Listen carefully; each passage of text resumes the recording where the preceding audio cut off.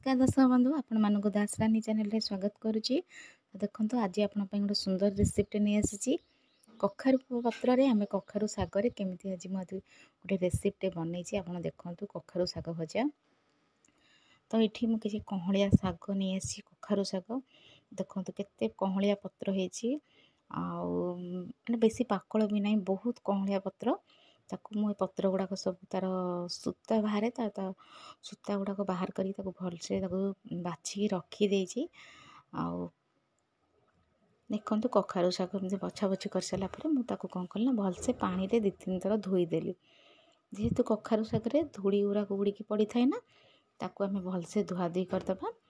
तो मुझे 2-3 थर धुआधुई कर दूची कखारू शाग तादेह भी किसी कषि कषि फुल गुड़ाक होता तो मुझे फुल गुड़ा भी तादेह पकई नहीं ताकू एमती भलसे मकचिकी धोईदेवा जेहेतु तार धूली बाली थी से झड़ी पड़ो। तो ताकू गोटे जगह को काढ़ी नौची गुला को काढ़ी नहीं गली पर देखो आपको देखे दूसरी ये किसी कखारू मु काटी नहीं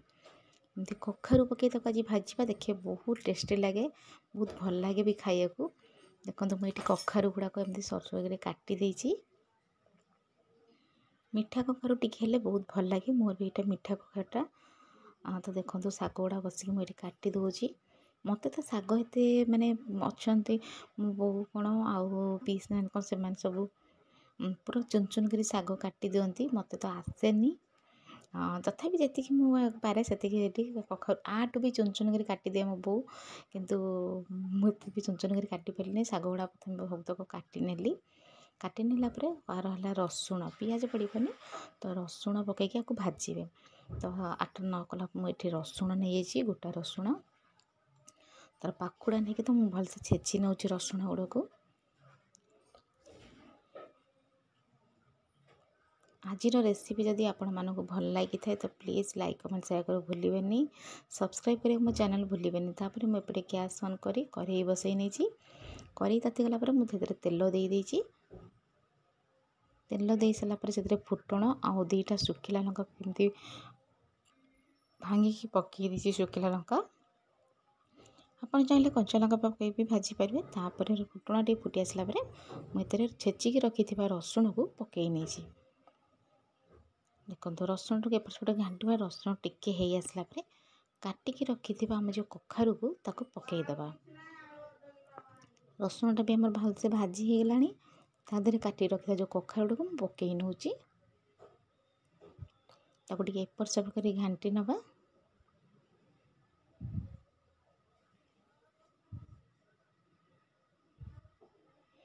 गाँ गहली मानक बेसी शागटा बहुत भल पाती लोक मैंने खाइया को मत तो बहुत भल लगे आम घर समस्ते खाया भल पाती तादेह टे जह्नी पकईले भी भल लगे किंतु जह्नी नाला मुझे खाली कखारू पकई भाज देती तो से स्वाद अनुसार लुण पकईबे आप शाग को देखिकी आपणकर लुण पकईबे से ना लुणिया हो तो एपट सेपट आम घांटी नवा कहीं लगिज तले तापर मु गोटे जगह ताको घोड़े नौ जेहेतु कखारू गुड़ा टे मोटा मोटा टे काटी ना तो से सीझब से घोड़े घोड़े भाजी नौ ये ढाकुणी काढ़ी भलसे घांटी नवा देखो एपट सेपट पर मुझे घांटी नौ तले लगिज तापर ये काटी रखी जो कखारू शाग को आम पकईकि घांटी नवा तल उपर कर घांटी नवा तो जेहेतु कखारू आ शाग कखारू शाग मिसीज जमी जेहेतु कखारू शाग टे सीझापी टाइम नब तो से घोड़े घोड़े आम भाजी नवा शागटा को देखो मुझे घोड़े भाजी नौली आपण मानक क्या भल लगे कखारू शाग निहाती कमेंट माध्यम निश्चिंत कहे मोर किंतु बहुत पसंद कखारू शाग टाउन मानक तो कखारू डंक कखारू शाग मिलवा कष्ट हाँ मार्केट मिले किंतु एमती फ्रेश मिलनी तो मु घर आनी मो सान भाई तो ताको भाजी देखो आमर शाग पूरा रेडी हो जाइए एबे मु गोटे जगह को काढ़ी नेउछि देखो आमर होगला प्रस्तुत होगला कखारू शाग भजा। जदि रेसिपीटा आपको भल लगी तो प्लीज़ लाइक कमेंट शेयर कर भूलें मो चैनल सब्सक्राइब करें भूलें।